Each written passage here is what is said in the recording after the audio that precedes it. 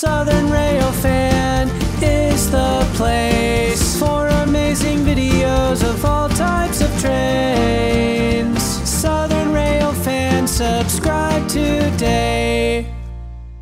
Okay, I was answering messages the other day, and one of my subscribers put a message about my layout down below one of the videos, and he said, gosh, your layouts turn into a catch-all. Yeah, it's kind of turned into a table. Every time I pass by it, I lay something down on it. Well, I was in the house a few minutes ago, and I asked my wife, can you fix me a sandwich? I didn't realize how much time had passed by. I asked her again, I said, hey, how about that sandwich? And she says, what am I supposed to do? Snap my fingers and make it happen? That was my clue that I needed to go out to the train garage. So I'm out here now, so it's time to clean up this layout.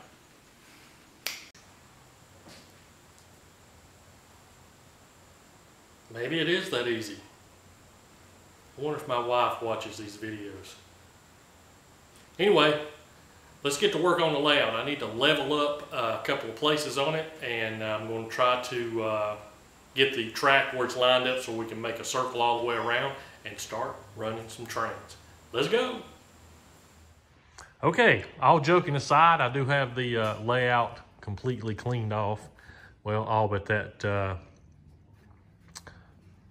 bridge pier there. It's screwed in. I'll have to get back underneath it to get that off.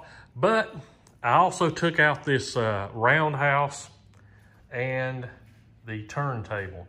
It really didn't fit into what I want to do with this layout. I thought about running all steam there for a bit, and then I've got a couple of steam engines in, and these curves are super tight. A couple of them are even tighter than 18 inch radius, so that wasn't really going to work out for me. So I took that out, and that created an access hole for me to be able to work on this back track. This runs around, and it's got a reverser over there, and where it can reverse back on itself. And I'm not even going to use that. I think this is going to be set up like a switching layout, and how it was before. If you watch one of the past videos, this track here, if you can see back there in the back how that track elevates, what happened is that track elevated up, made a curve, come around on the top of that bridge support there, and then made another turn and came back down into this line here. So it made, you know, a couple big circles, and it could turn around on itself. This layout was built to split here in the middle, and then it folded down on each side and had a set of wheels. It was really ingenious how they designed it. And they took it to train shows, and they just set it up. So it wasn't meant to be like a, I don't know what I'm trying to say. It was meant to have as much bang for the buck. So it kind of packed in a lot of stuff that really doesn't work if you're gonna, you know, have a home layout, so to speak. So a lot of that stuff I'm not gonna use. And like I said, I took this out. Now what I'm gonna do is I've got several buildings, some from Woodland Scenics, some Walther's kits, and then I've got some of the, they're supposed to look like deeper buildings, but they're just on foam boards. So I'm gonna maybe set one right there along those lines, and that will hide that access hole back there. And then I'll do the same thing with some weathering and stuff around the back side there. So this is my planning stage right now, and I'm really glad I got it down to what I needed to do to be able to do that.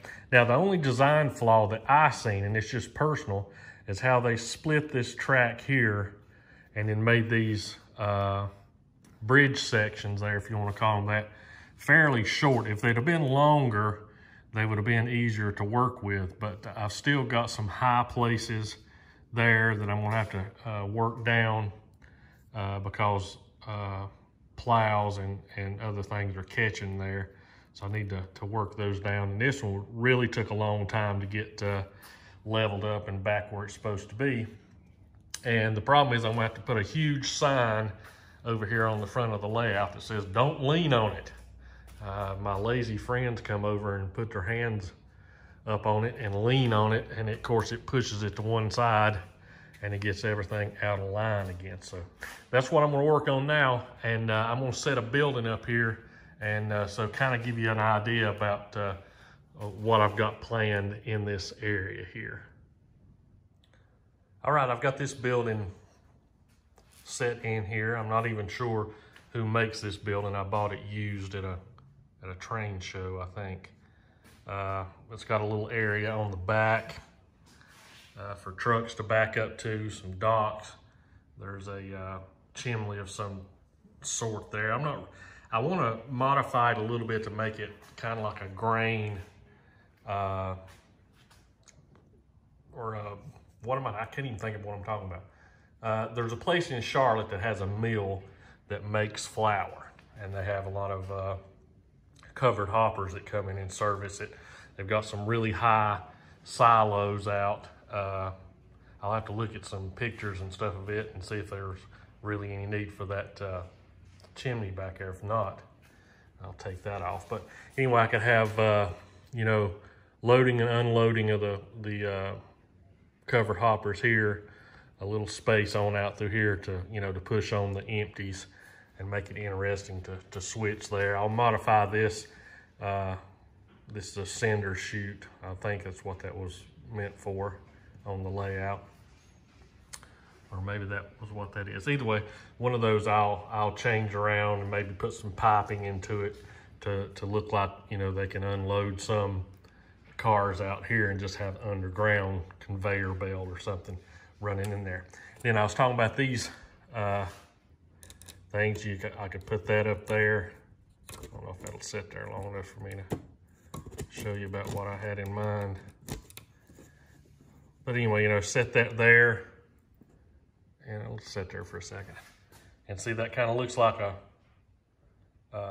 well, it does look like a building there for, you know, track level and video level.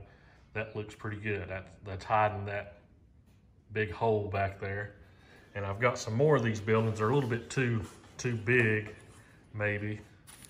But there's a little small one I could do like a little offset and put that one there. You know, to kind of hide that access hole back there to where I could still use it and you wouldn't see a great big hole there. And that's, you know, with model railroading, that's what it is just perspective. And back here,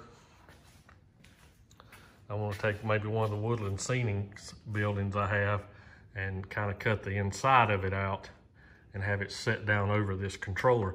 This controller, like I've said in the past videos, you flip it to the left and that runs the track, and you can run a locomotive on this track here that comes off the main, or you can flip it over to P, which is program, and it makes this track here up to about this far off the switch, makes it the programming track. So you can move a locomotive there and program it. I'm going to change from this DCS52 to the remote system, of course, when I get money. And here's the big yard. It's a dead end track on each of the tracks except this outside track, and that's what runs around and makes this loop to come back in. I'm still debating on whether to use that or not. And I'm going to have two of these tracks just for staging, probably of coal. And then the inside tracks, I want to make a ethanol unloading yard. Friends of mine took me down to Charlotte to do some train chasing a month or so ago, and we got to stop by where they unload the ethanol trains that we see on the videos. And I thought that was pretty cool. And I do have my ethanol cars purchased already, so I'll do some piping and stuff in that area to work with that. This big long industrial spur there that's going to serve several different industries on both sides of the track. So that'll be an interesting switch job. I'll clean the rest of this debris up from where the track was there.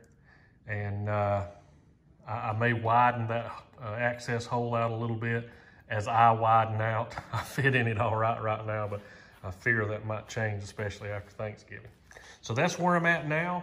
And I've bought a ton. I shouldn't say bought, I've traded and swapped around. I think I have plenty of left locomotives and rolling stock to get everything going. I think I have almost enough landscape supplies. I've been squirreling that away for years and years. I'll probably have to purchase maybe a few more buildings, but that's where I'm at right now. All the electronics are working. I'm going to have the control panel. You can see it in the floor over there. I'm going to have it mounted tomorrow and have all the switches working. And then I want to look into maybe having 1 or 2 places on here, like maybe here, and then on that far corner over there, have a couple of operating switches that are tied into operating signals that are tied into the switches. So that's the layout update, and I'm going to start in hot and heavy on it. So I'll be posting more layout videos as I go along. So thank you guys so much for watching, and we'll see you next time.